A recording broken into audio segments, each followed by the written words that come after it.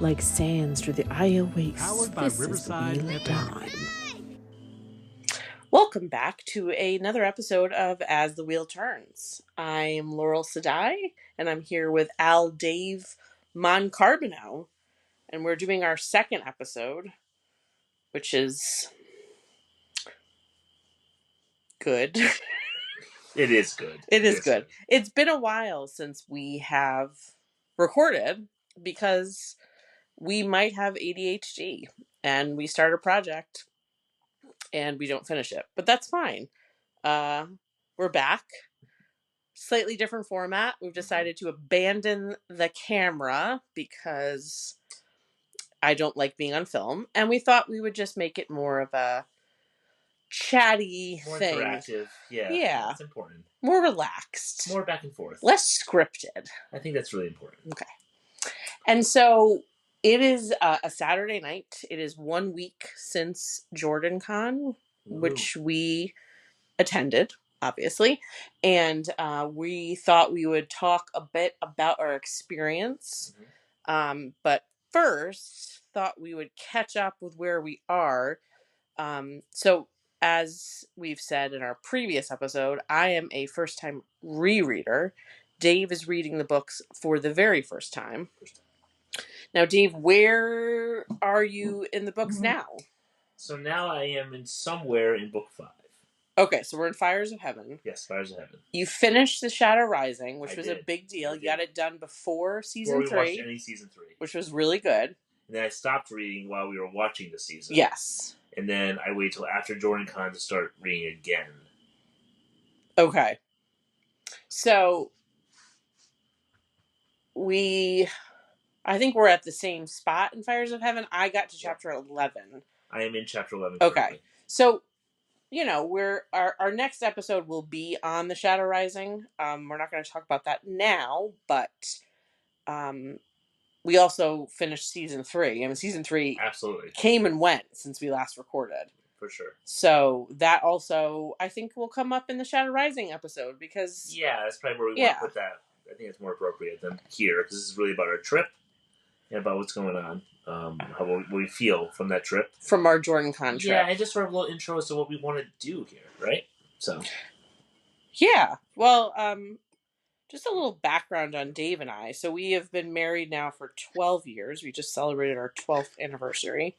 And we met in college as English majors and I was trying to remember the name of the class, and now I can't. Women in War? No, that wasn't the class. It was something with women and literature. Because we read Jane Austen. Female fiction? I can't remember what the name of it was. We read a couple other classes before that. Yeah, but the main one where we started dating was with Dr. Chappell. Which was called Women.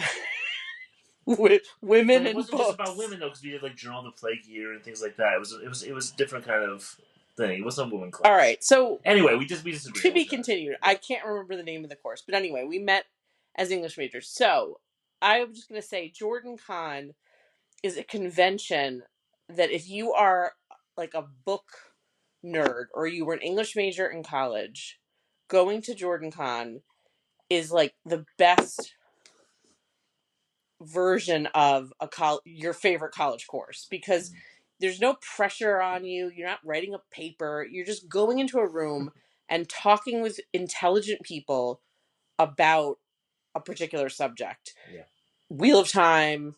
We did a little House of the Dragon panel. Yeah. And it's just the best thing ever. And for us, it was like being back in college when we were dating. So it was like a really, wonderful trip. So, but I don't want to get ahead of myself. I thought we could kind of go through, I'd say high points and low points. My only low point really was having to come home and leave. But maybe like some high points that you had. This was your first time going. Absolutely. I've gone once before, so I'm not like an expert, but I guess let's start with you and share your high points. I wasn't really sure how I was going to feel about all this when I went because, I really liked Wheel of Time. I liked the Wheel of Time, the TV shows. I liked the Wheel of Time books I was reading. I thought they were interesting. I thought they had some literary points. I thought it was a good thing to be getting into, but I wasn't like driven to necessarily do this. But you brought me there. We had an absolutely amazing time and got me further into this and excited by it. It was a lot like being back in college again. So, for a little background, I have a degree in English, but I have not done anything with my English degree in 20 years, something ridiculous like that. Um, this was a breath of fresh air and a lot of fun to be talking to people like this. And I was amazed by the whole experience, and I can't wait for us to go back again. Okay. So that's your kind of overview. No, but absolutely. if you were to pinpoint a high point for you. Okay, I know we're doing high points. We're doing intros I here. said high point. Okay, well, what's your high point, or one of your high points? Let's just start with one high point, and we can talk about it. Yeah. So the high points I had was I really enjoyed the Wheel of Time TV show individual episode discussions. The panel discussions about the episodes, especially as we got to the later episodes. From like the what was like your favorite panel? I kind of liked the panel for the last episode because it was a very interesting panel. That was a good one. Yes, that was a really good one. That had Matt Hatch was on that. Kathy Campbell from Dragon Mount. I can't remember who else was on it, and I'm really sorry about that, but it was a fantastic panel. Yes. Yeah. And we got to see a little thing that I don't think has been released to the public yet, that the show released, and I won't mention it because it wasn't released to the public yet. But it's very cool. We got to see that a second time after the opening ceremonies, which you saw it the first time. Those were great. That was a good one. Yeah. And so I think that some of the high points are going down to individual episodes, sort of talking about the books while we were doing it was interesting to me. Yeah. And talking about some of the differences and some of the different thoughts about some choices they made. Having the showrunner people type there. Sarah Nakamura. Yes, of course. Sarah Nakamura was on that panel. Not on that panel, but she was on many of the panels we went to. She is the story director. I think I'm getting that right, for Wheel of Time for seasons 1 through 3. She was awesome on every panel because she had so much insight. She loves the book so much. So like people that are like book cloaks who are afraid the show is not faithful, like she's on it and she loves it and she is trying her best to make sure it's as faithful as an adaptation as it can be. So that was great. I loved hearing the stuff that she had to share. And like the thing that I thought was interesting that she shared was that they're drinking actual alcohol on set. So it's not just like, I always assumed, I think on American shows, like when you see wine, it's like grape juice or like something dyed, like iced tea or something like that. But no. They were actually drinking. And so like,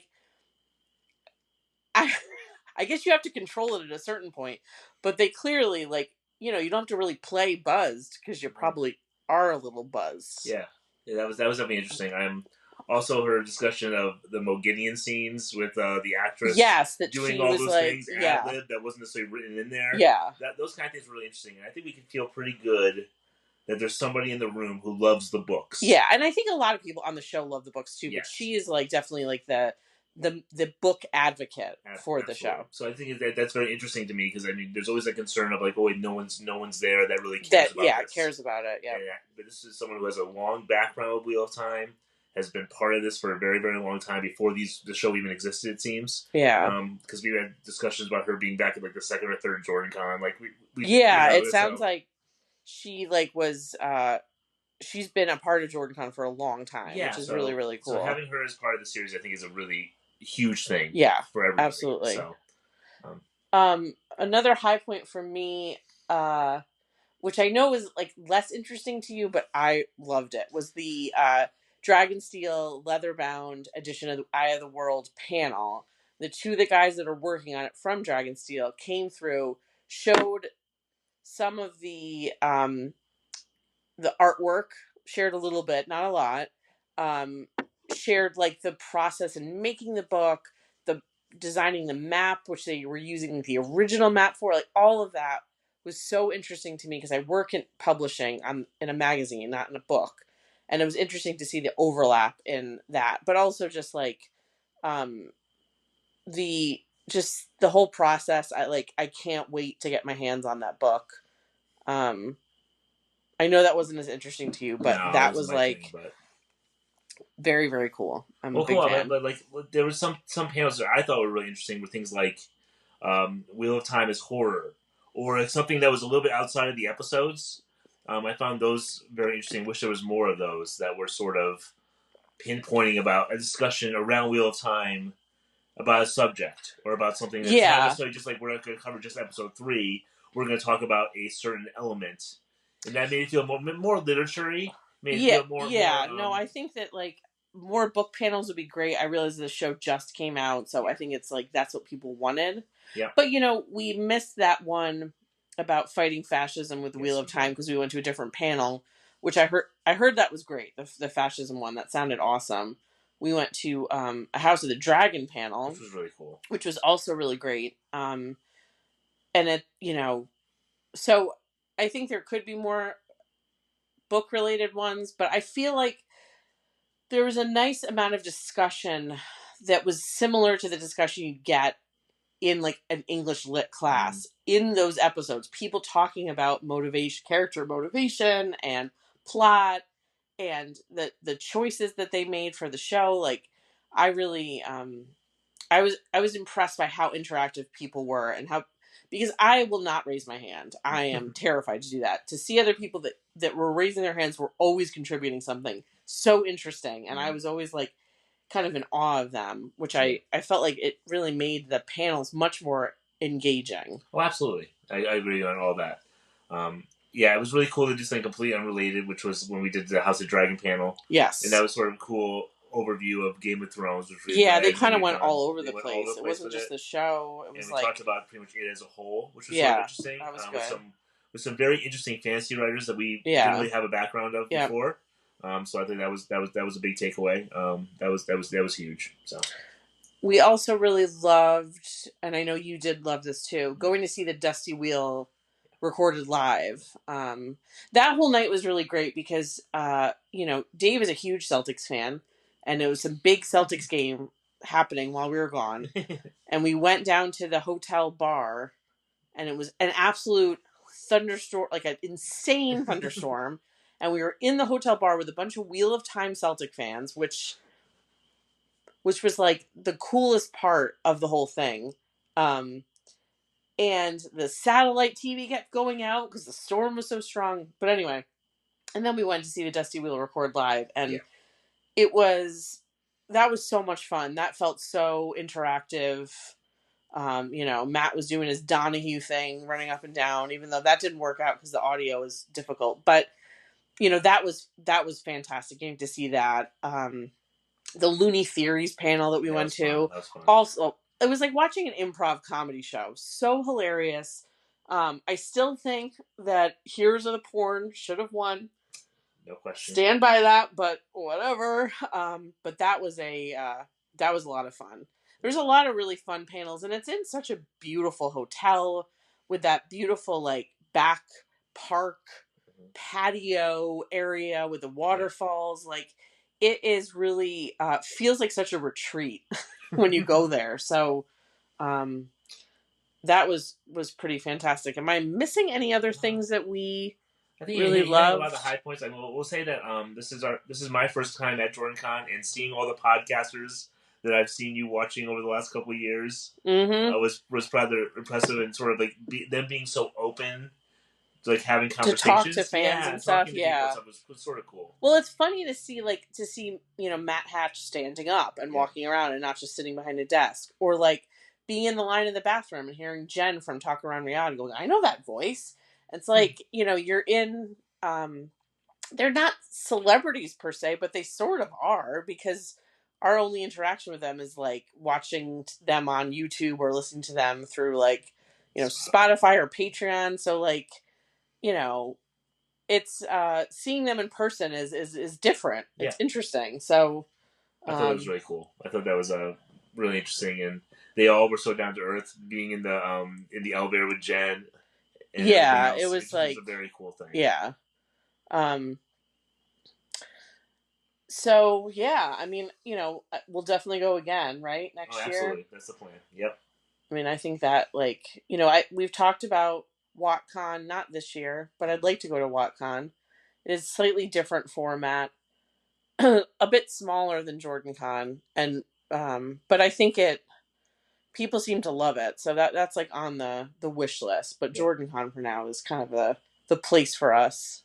Yeah, it's close enough without being too far. It's Yeah, just the right yeah, it's distance. pretty easy to get there. Easy for us to get there from from Hartford to Atlanta. It's not too bad. Yeah, and it was a smooth traveling, even though it was a late night both nights. The time we Yes. got there and the time we got home, but We'll plan a little differently next year to be there a yeah, little bit earlier and stay a yeah, little later. yep. But Yeah, because one of the things, if you've never been to JordanCon, is that Thursday night and Sunday night is like Couch Con, where they all hang out in the lobby. And so Thursday night we got in really late, and we were both just like so tired that we just went up to our room. We didn't hang out. And then Sunday we had to leave by 6:30, and they were all hanging out in the lobby, and that was hard. That was my low point. Yeah, I didn't really have any other low point. Everything was pretty fantastic, but having to go during that time was rough, because it was, there's just everyone at the JordanCon is nice. Every single person you interact with is nice. There's not a single unhappy person. Everyone's very happy. So yeah. As I said, listen, the hotel has some issues with elevators. That was the only yes, downside to elevator. me. Yep, that's a problem. That was a problem for that day or so when one or two of them was down. Yeah, but we discovered the stairs. That was exciting. That was very good. Because the place where the food was sort of stopped the elevator all the time. Yeah, so, yeah. So I mean, it's a lot of people packed into a. Thousand people. Yeah, I mean, it's a big hotel, but there's a limit to what they can do. Absolutely. So I mean, but these are like little piddly things compared. I know to like, the rest what of they it could is have been, right? Yeah. So everything from the opening ceremonies on was a win. Yeah, so. we got to hear the Hills of Tanchico performed live, though the timing little off. Difficulty with that second hey. Yeah. Otherwise, though, it was a really nice attempt. It was really nice, to make. Yeah. It's what they want, what the audience wanted to hear. Yes, so it definitely, it was cool to be in that room full of people and get to hear it and sing along with people, because it's a song that's meant to be, sung along to. And then, like, we saw the writer on Instagram the next day making comments, which was the guy who wrote the song, the lyrics, they're putting him forward for an Emmy. Yeah, so that's pretty awesome. And he was just really, really. It seemed like he was touched that this was taken care of in that way. Yeah, and it was requested at the dance and things like that. So we didn't go to the dance party.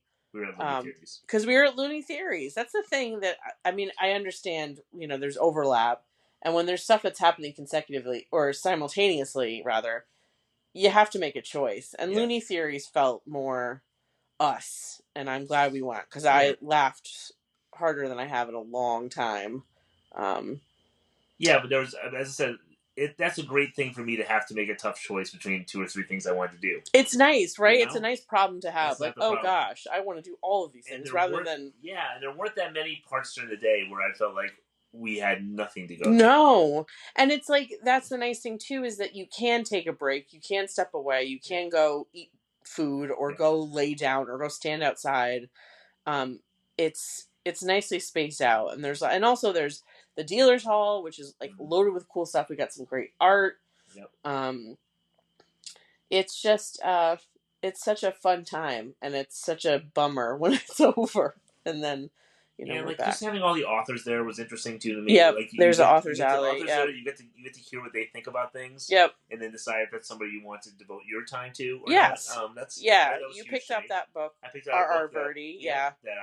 He was on the House of the Dragon panel, and he was great. He was awesome. So. It's a great networking opportunity for them to really get out there, and you're like, oh wow, you were really funny and insightful on that panel.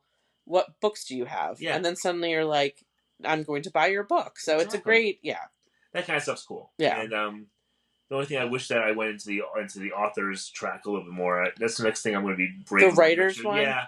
To go to a couple of panels, I think that'd be you have to, It's a brave thing about it. It's a little scary, a little intimidating. But now that it's over and we're back, like you seem to have shifted from being like into it to being into it, and I feel like you're you've started reading the 5th book with, you know, even though I know Rosamund Pike is not narrating it yet, you're like doing that now. So that's exciting, and you feel like kind of inspired by it. You know, and it's taking. I have an hour commute to work, so it's taking a lot of my my hours of driving are with that right now. And I'm inspired to learn more and dig more and be able to dig a little deeper for next year. Yeah, and there's so much stuff to dig into. Yeah. So, yeah. And so now that you finished The Shadow Rising, I know we're going to talk about it in another episode, but where are you now? Favorite character as of right now? You're into the 5th book.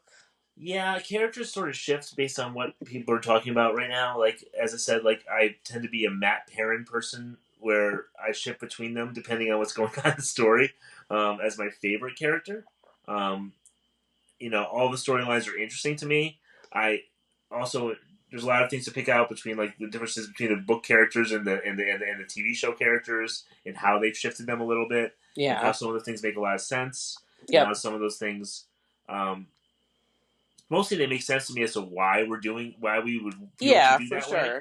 And they actually make all the characters much more rounded than they sometimes are in the book, which is like very two-dimensional for some characters. The villains especially, for sure. Yeah, so especially lesser characters. And I think that, like, you know, I really wanted you to finish Shadow Rising before the show because I had a feeling, even though I'm not unhappy with season 3, I had a feeling that the Perrin story was just not going to be what I hoped it could be.